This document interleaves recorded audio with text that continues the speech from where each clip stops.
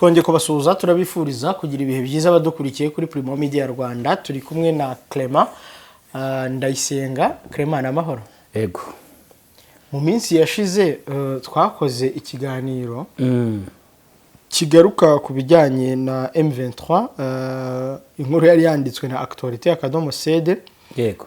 Ivuga ko harimo umwiryane no kutumvikana ko abayigize, ariko ibyo ntaho bitari bihagije. Bamwe mu bantu ba hafi bafite amakuru batugaragarije ko harimo propaganda y'ubutegetsi bwa Kinshasa. Yego. Ngira ngo natwe tubikora twaravugaga tuti kugeza ubu ntabwo M23 iragira icyo ibivugaho, urabyibuka. Yego. So Clement, ubu rero ndagira ngo tuganire, hari n'izindi nkuru zikomeje gusohoka nk'iyo nabonye mu kanya ivuga kuri Media Congo. Yego, iravuga ko hari abasirikare ba M23 163 bishyikirije ingabo za leta mu mezi abiri muri Gashyantare na Werurwe. Hari n'indi nkuru nabonye y'abasirikare ibihumbi 5 ba FARDC M23 yemeye gusubiza ubutegetsi bwa Kinshasa. Yego, yabyemeye mu minsi ishize, ahubwo bavuga ko bazakorana na HCR kugira ngo bageze i Kinshasa, ariko Kinshasa yarabanze. So rero hakwiye kugira ikintu kimenyekana hagati y'ibintu biri kuba, kuko uri kumva uruhande rumwe ruravuga urundi rukavuga. Yego. Hanyuma rimwe na rimwe uruhande ruvuzweho nk'ikiganiro twakoze ubushize M23 ivugwaho biriya twavugaga by'impamvu eshatu zigaragaza rivalite cyangwa kutumvikana muri yo, nta kintu yabivuzeho mu by'ukuri. Ngira ngo inkuru yasohotse ku itariki 4 z'ukwezi kwa 4. Yego. Urebye rero igihe gishize n'ubundi magingo yanga nta kintu yari yasubiza kuri iyo nkuru, kandi ubwabyo muri communication aba harimo icyuho. Yego, turaza no kubigaruka kuri communication ya M23 kubera ko ntabwo byumvikana ku ruhande rumwe, kubera ko imwe mu ntwaro zikomeye mu ntambara harimo no muri politiki harimo itangazamakuru cyangwa n'itumanaho, utumatumanaho yaba muri mwebwe hagati yanyu no ku ruhando mpuzamahanga no kubwira aba bakurikira. Clement, reka gato dusubira inyuma. Utekereza iki ku bijyanye no kuba muri la nkuru ya Actualité Akadomo CD, ubwo abantu baradukurikiye baranditse ko General Makenga yaba yaragiye kureba abantu bo kwa Joseph Kabila, akeneye guhura na Joseph Kabila, hanyuma ngo bakamukuraho intwaro. Ngiye hari ikintu natekereje cyo kuvuga ngo Joseph Kabila ahantu ayobora. Yego. Mu by'ukuri no apana hayobora ahari kuko hayoborwa nandi ku buryo ingabo nyine ziharinda ni izande ku buryo urebye ku buso aho ari muri Kivu y'Amajyepfo, by'umwihariko muri Kivu y'Amajyaruguru, nako ubwo twatuvuze mu burasirazuba bwa Repubulika Demokarasi ya Kongo muri rusange, by'umwihariko Kivu y'Amajyaruguru muri Goma n'ubundi hayoborwa n'ihuriro AFC 23. Bivuze ngo ingabo n'ubundi zagombye kuba ziri kuhayobora ni ingabo za M23 ziyowe n'umugaba mukuru wazo General Sultan Makenga Emmanuel. Yego. None se gute wakaka intwaro umuntu n'ubundi ugucungiye umutekano? Bigaragazamo hariya biriya nkuru, ubona ko ari inkuru nyine iri ku ruhande rumwe. Ibyo yavugaga bisa nk'ibishimisha Kinshasa, twari twiteze ko na M23 nawe yagira icyo bivugaho, ariko hariya kwa rukumvikanisha yuko Kabila yaba ari umuntu uri hejuru, nubwo ari ahantu hayobowe n'abandi ashobora kuba ari hejuru ku buryo afite n'abarinzi be bandi M23 idafiteho controle. Ariko nanone wabireba ku rundi ruhande ukabona bya bigoranye kugira ngo imwemerere kwinjira aho hantu afite n'abantu bamurinda M23 idafiteho uburenganzira cyangwa se controle. Ntekereza ko byari uburyo bwo kwerekana nk'intege nke za M23 cyangwa se guca igikuba muri yo mwimbere, kuko ari amakuru n'ubundi twavugaga muri ya nkuru iheruka, ni amakuru yo hejuru twakwita muri M23 hehe ku gasongero. Ariko noneho nk'umuntu wo hasi ari amakuru yumvise nka kuriya, urumva ko byanze bikunze afite uko ashobora kuba yamuhungabanyamo. Ubona yuko rero ari nka propaganda yakorwaga n'ubutegetsi bwa Kinshasa, igira ngo n'ubundi komeze kumvikanisha ko muri M23 harimo ibibazo. Yego. Umuntu ashobora kuba yabifata muri ubwo buryo. Hanyuma Clement, ubu rero amakuru ariho aragaragaza ko hari abasirikari ibihumbi 5 ba FARDC M23 yafashe miri mu gihe bari mu rugamba bwabo bwo gufata umujyi wa Goma n'ahandi hirya hatandukanye aho bagiye bafata. Yego. M23 yabwiye ubutegetsi bwa Repubulika ya Demokarasi ya Kongo ko yiteguye kubashyikiriza Kinshasa biri mu mujyo w'ibiganiro bya Doha n'ibi ngibi bizabera mu Busuwisi ubwo duhita tubivuga. Yego. Ariko ubutegetsi bwa Kinshasa bwanga bugenda bigura intege cyangwa ntiburemera kubakira. Yego. Ni iki bisobanuye mu by'ukuri? Ngira ngo ahubwo narinzi yuko ahubwo ngiye bamaze no kubakira kuko iyi nkuru ntabwo ari bwo bwabyo isohotse. Yego. Kuko 23 yemeye ko igomba gutanga abantu basirikare 5,000 basanga aba bapolisi bari barahungiye mu bice byafashwe na 23 mu kwa mbere no mu kwa kabiri gutyo abapolisi nabo basaga 1,000 harimo n'abasirikare bake ariko abapolisi wanze ari bari benshi icyo gihe 1700 ntabwo cyo ngira ngo niba yego. Noneho wareba bari 5,000 yari yarekuye icyarimwe bakavuga ko bazakorana hagati ya UNHCR ndetse n'ubutegetsi bwa Kinshasa hanyuma abasirikare bakazavara mu Kivu y'Amajyaruguru bakagezwa i Kinshasa. Hanyuma rero byaratunguranye bitangajwe ko Kongo yanze bano basirikare itanga impamvu ivuga ko itabizera ko bose ari abasirikare ko muri abo ngabo hashobora kuba harimo intasi za M23. None ukibaza Repubulika Demokarasi ya Kongo mu basirikare bayo ifite ntabwo izi matricule ku buryo bivuga ngo umusirikare dufite afite amavu n'amavuko aya naya yinjiriye ahangaha igisirikare yakoreye amahugurwa hanaha yagiye azamuka ku mapeti aya naya twagiye yenda tumuhemba nubwo wenda bagihemba mu ntoki ariko nta n'umuntu uhembwa mu ntoki muhemba kuko ufite aho yanditse ukabona ko ibyo Repubulika Demokarasi ya Kongo iri gukora ni nk'uburyo bwo gutinza ibiganiro kubera ko 23 yo ni iturufu yayo buri yari yamaze gutsinda. Ubwa mbere yarabatanze bwa kabiri yarabatanga kandi biri mu byumvikanywa mu biganiro by'idoha muri Qatar. Yego. Kuba rero 23 igerageza kubahiriza ibyo iba yasabwe bivuze ngo usubiye ku meza y'ibiganiro n'ubu ngubu bagiye kongera gusubirayo mu cyumweru gitaha bivuze yuko byibuze icyo gihe ku meza y'ibiganiro yaba ifite iturufu yo gukinisha ikavuga iti twebwe byo mudusaba ku nshuro ya mbere twatanze abasirikare n'abapolisi 1,000 gahe ku nshuro ya kabiri dutanga abasirikare 5,000 turanabitangaza namwe byabagezeho na HCR twarayimenyesheje ariko Repubulika Demokarasi ya Kongo irabyanga kubiri kubyanga rero ndabona ari inzira yo gutinza ibiganiro cyangwa se yo gushaka izindi mpamvu zatuma ibintu bidakomeza kugenda byihuta nkuko byaba byifuzwa kubera yuko M23 nayo imeze nk'umuntu utanga ariko adahabwa. Kuko nubundi kugutanga abasirikare cyangwa se imfungwa ku mpande zombi ntabwo bireba uruhande rumwe. Nubundi Repubulika Demokarasi ya Kongo nayo ifite imfungwa za 23 imibare igaragaza basaga 700 yafunze nta n'uwamenya niba bose 700 ni nimwe muri condition M23 yavugaga ko mu biganiro igomba gushyira ku meza nabyo birimo. Ngira ngo nibyo yatangaje umuvugizi wa AFC 23 Lawrence Kanyuka yavuze yuko Repubulika Demokarasi ya Kongo ibyo iri gukora uyu munsi ari gutinza ibiganiro kuko ntabwo yanzizo abo basirikare gusa kuko ubu ngubu 23 irashinja Kinshasa gukomeza kugaba ibitero yaba ibyo mu kirere no ku butaka kuva igihe basinyiye amasezerano ubu ngubu n'ubundi muri iki gihe birimo guterwa muri Kivu y'Amajyepfo muri Kivu y'Amajyaruguru hanarashweyo drone za Masisi. M23 igashinjira ubutegetsi bwa Kinshasa ko ibyo iri gukora ari gutinza ibiganiro mu gihe habura iminsi mike ngo ku itariki 13 ibiganiro bikomeze kugeza kuri 17 z'ukwezi kwa kane ukabona ko yo Repubulika Demokarasi ya Kongo yo irimo irashaka impamvu iyo ari yo yose yatuma ibiganiro bigenda gake kuko nayo yabifitemo inyungu.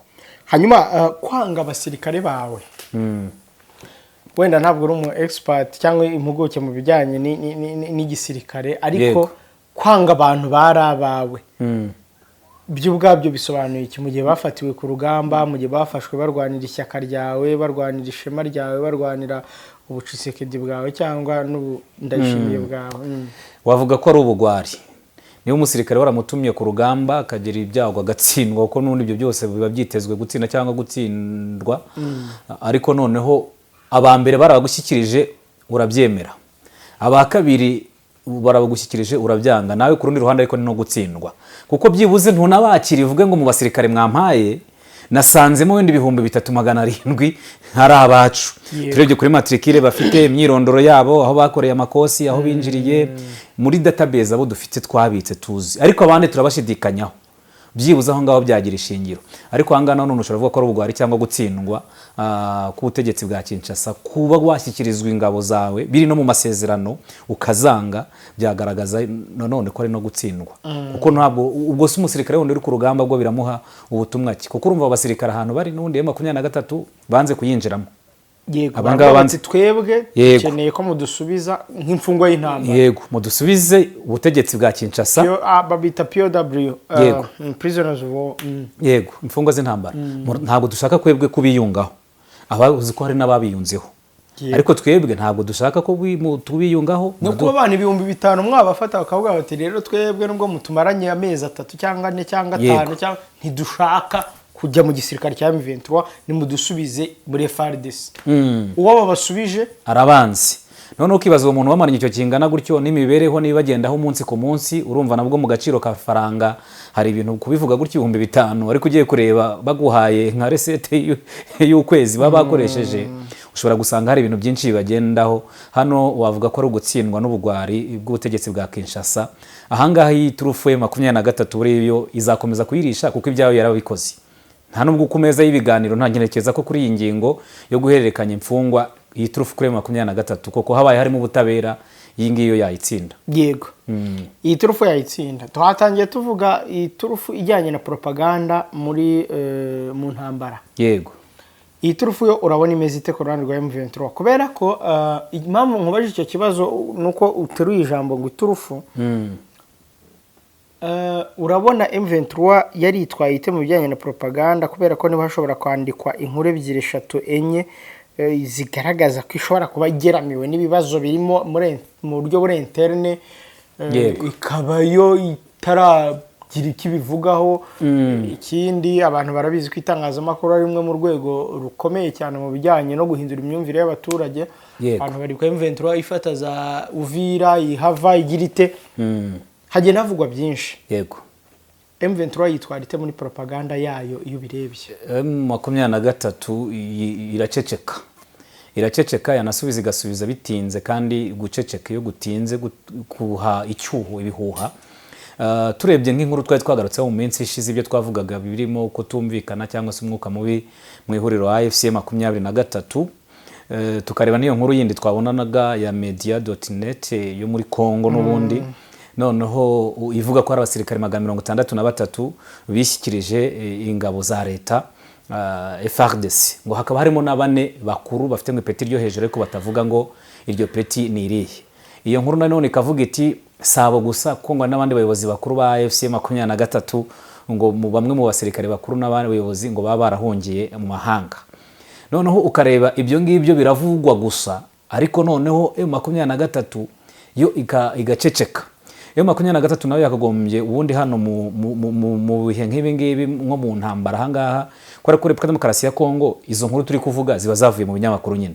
Twavuga ko ari intwaro yayo iri kurwanisha, nyuma ya za drone irwanisha mu kirere, nyuma ya bya bitwaro byo ku butaka, nyuma ya abacancuro, indi ntwaro yindi igomba kugaragariza isi biri kuba n'intege nke z'uwo bahanganye no gukoresha itangazamakuru.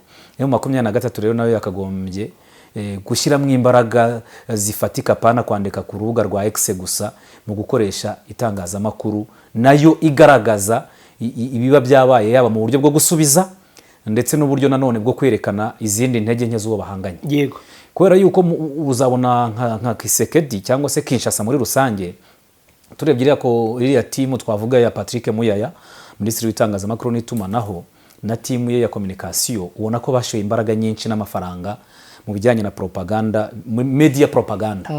Iyo propaganda inyuze muri media rero, M23 nayo niba ifite ubushobozi bwo kugura ibitwaro, ukagura drone, ntabwo yabura n'ubushobozi nanone bwo kurwanisha itangazamakuru, kandi birashoboka kuko bira bitangazamakuru tujya tubona byinshi byaje bikaza gukora izo nkuru, bikagenda bigakora izo nkuru ziri aho ngaho. Hari n'igihe bakora n'inkuru kumva ngo ni inkuru, ariko ukabona umuntu yagiye atoragura utuntu twose two ku mihanda aromenyekanya, ukumva ngo ashyize hanze ngo ikintu aturikije, ariko wacyumva ugasanga harimo ubusa. Nawe rero yakagombye kureba uko ikorana n'ibitangazamakuru, kuko ibitangazamakuru kanije urabizi ko birishyurwa byinshi. Ntabyo kuvuga ngo biraza kuvuga ngo wowe oya, ntacyo mupfana. Cyo mupfana ni business.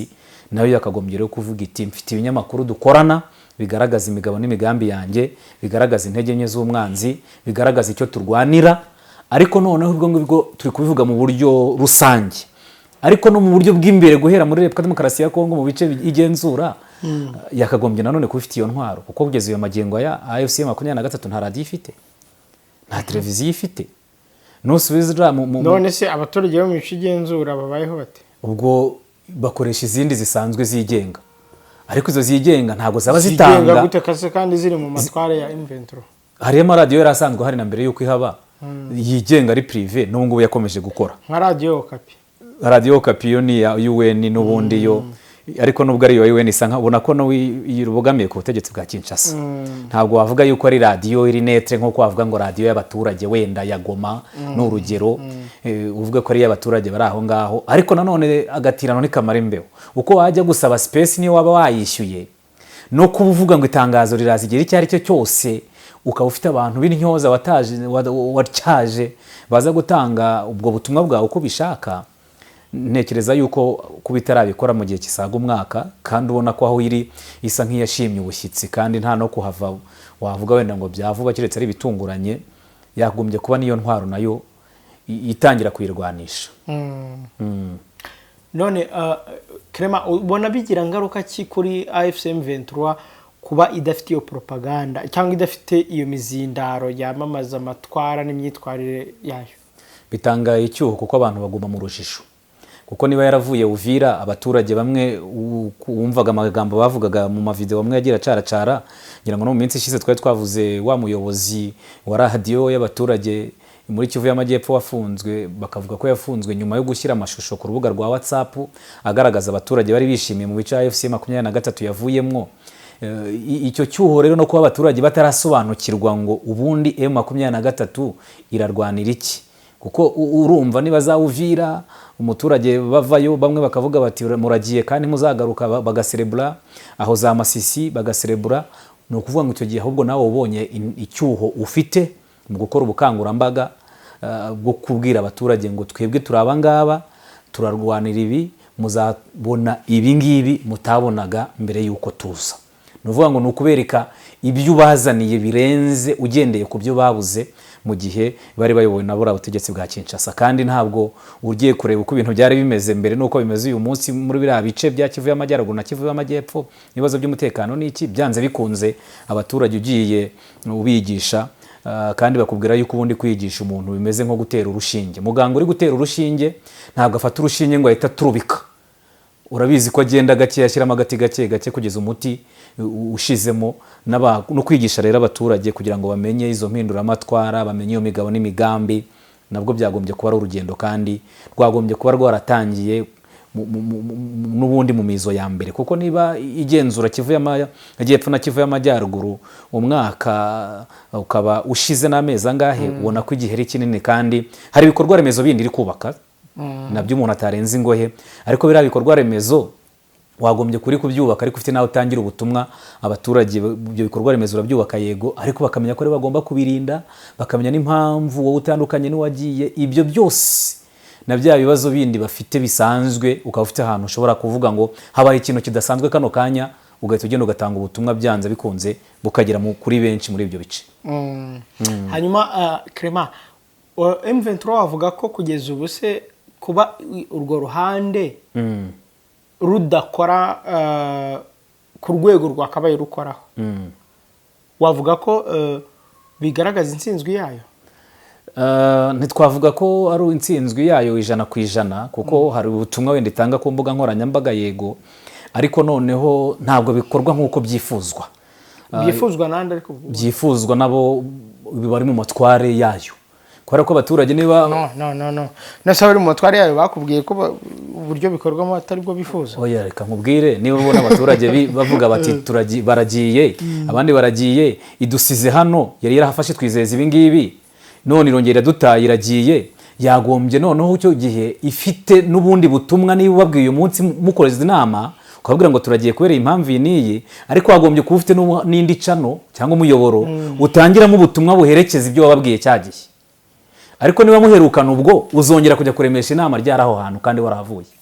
Ariko bawe ufite ahantu utangira ubwo butumwa umuturage akajya bwumva buri gihe akumva ko nta n'igikuba cyacitse cyangwa n'ibyo ngibyo n'ubundi bibaye ngombwa mwanagaruka, cyangwa ubona ko byanze bikunze iyo ntwaro urabizi ko mu ntambara niyo wajya n'ahandi atari muri zino zo muri Afurika ubona yuko ibitangazamakuru aba ari ingenzi, mugomba gukorana kugira ngo ubutumwa bwawe bwumvikane kandi mu gihe cya vuba, kuko niba tuvuga izo nkuru zose ziba ntihabaho gusubiza, hakabaho guceceka, ubwo se umuturage we ahita amva ko byandi byavugwaga ari byo.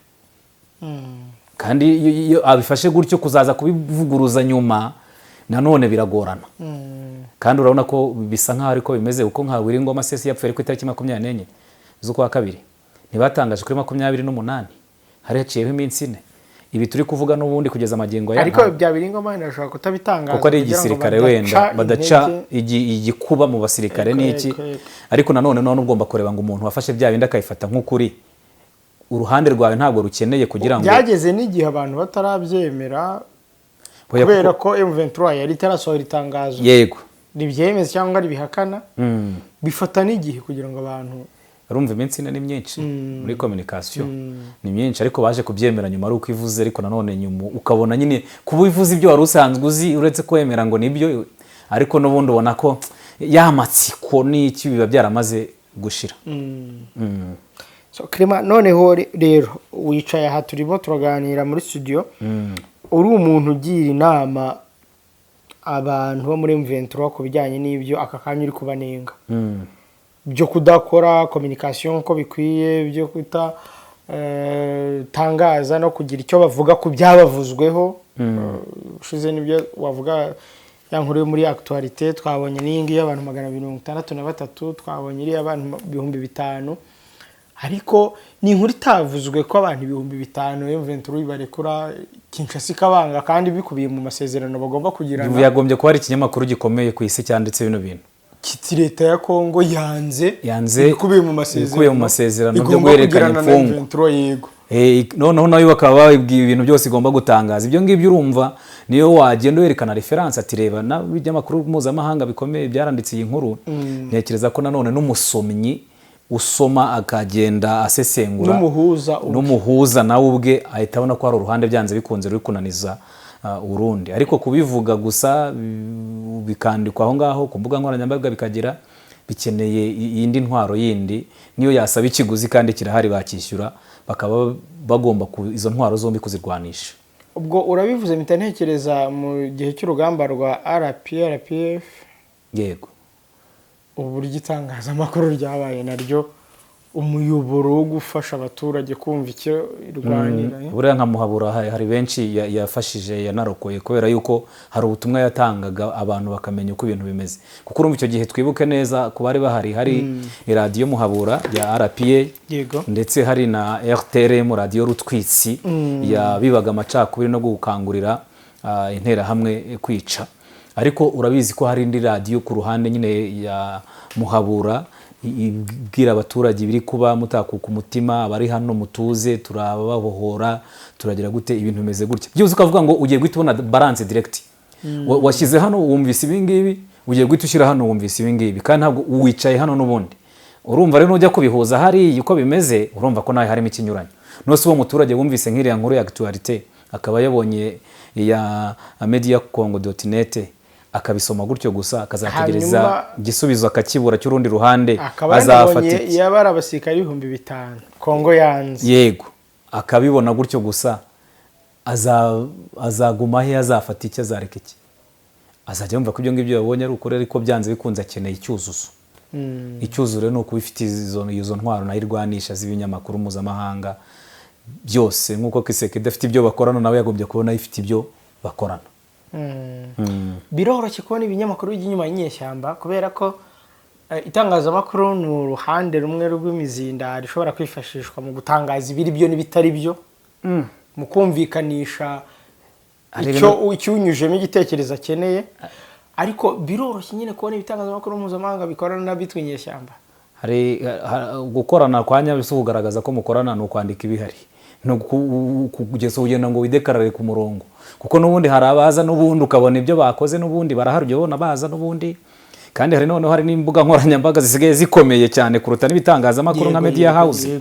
Umuntu yigenga akavuga ati kare nijabo ndaguhamagaye ngwino urakora ikiganiro mu gifaransa no mu cyongereza ugenda ukipublishinga ahangaha aho isi igeze ubu ngubu byashoboka.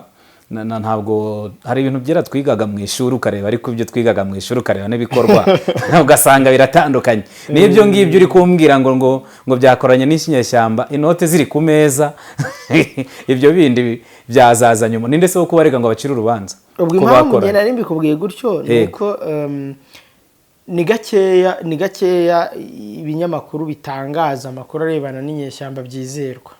Yego. Ariko nanone ubona yuko muri iki gihe aho isi igeze itangazamakuru ryagiye rivugururwa aho amafaranga asigaye akubita mbona horoha. Byashoboka ko bakorana mu buryo bumwe cyangwa ubundi. Si ngombwa kugenda uvuge ngo turakorana cyangwa uvuge ngo inkuru zizajya ziza uregiriyoro mubone ko ari umurongo mwihaye. Oya, ushobora kugeraho mukorana ariko ukavuga ngo hano nzajya njyayo kino gihe hane ngiye gutyo gihe. Birashoboka byose bicaye bakabipanga neza bakagira ariko bagahera no kuyawo nyirizina mbere yuko bajya handi nabo banze bahere ku ntwaro yawe yo kurwanisha imbere aho bafite aho bayobora.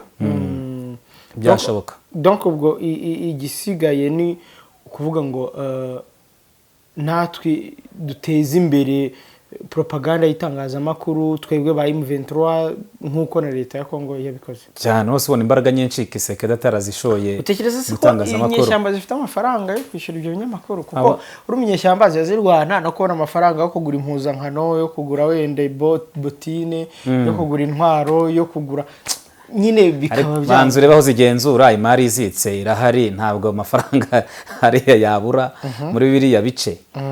Byanze bikunze nta itenye tarongorotse kuko amafaranga mu bice igenzura n'ubundi ubwo bushobozi hariya ntabwo bwabura niba habona kubw'intwaro kandi no twabonye ari intwaro nayo ikenewe igomba kunganira yayindi kuko ni nk'intwaro ebyiri zuzuzanya. Izo zose rero igomba gushaka ubushobozi birashaka kugira ngo zuzuzanye muri zo zisananirane habeho nyine kurwanisha iyo ntwaro y'itangazamakuru n'iyo intwaro isanzwe yo ku rugamba. Mu gihe M23 yaba itakoze nk'ibyo uri kuvuga ingaruka zizayibaho mu bijyanye n'urugamba zizabizihe kubera ko urimo uravuga ati ingaruka zabyo turazibona bla bla bla bla ariko mu gihe noneho itaba ikosoye cyangwa ikiza imbaraga muri ibi. Nyine urumva hari amakuru turi kuvuga aho ngaho muri iyo nkuru twasomaga zitandukanye nk'iya mediacongo.net iragaragaza yuko ngo harimo abasirikare bacitse intege ngo kubera ibibazo bitandukanye intambara amaze iminsi barwana bira bitero bya drone ibintu nk'ibyo ngibyo. Ariko noneho urumva niba bimeze gutyo urumva niba bavuga ko abasirikare bacitse intege ntubivuguruze umuturage we wo mu bice ugenzura we yakwizera ati. Bivuze ngo rero ingaruka nuko ya propaganda yabo n'icyo barwanira kitakumvwa cyangwa se cyazajya kwigishwa impitagihe. Birasaba rero kubijyanirana uyu munsi no kugira ngo morali zamuke abantu bumve ko nta gikuba cyacitse byabaye ari propaganda kandi propaganda ntabwo iba ku ruhande rumwe. Nose ubundi kuki propaganda yaba ku ruhande rumwe? Propaganda zagombye ko ari ku mpande zombi ahubwo zigahangana. So Clement sinzi niba aricyo wakongera wenda dusoza. Ndumva bihagije. Nagushimira gusa. Dushimira nabo tubanye muri iki kiganiro muri rusange ibyo tuba tuvuga n'ubundi n'ibitekerezo dushingira ku biba bihari. Umuntu nawe ashobora gutanga igitekerezo cyifuza inyunganizi ashobora no kutwandikira kuko cyaka duhamagara nimero biriho nawe akaba yatanga ibitekerezo by'uko karubanda.